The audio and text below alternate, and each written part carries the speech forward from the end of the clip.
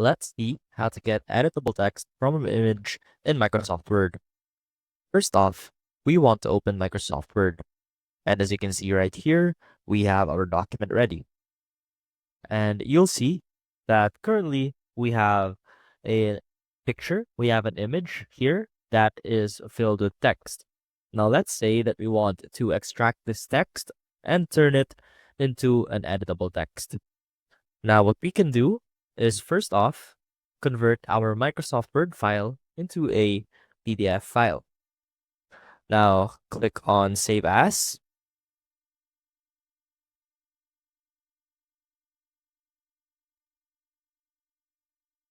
Now change your file type to PDF and click on Save.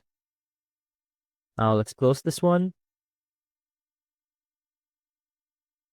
Now let's go ahead and look for our file. This one right here. And let's right click on that.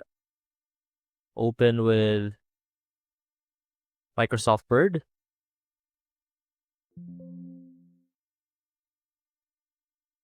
And you'll see that our screenshot text is now an editable text.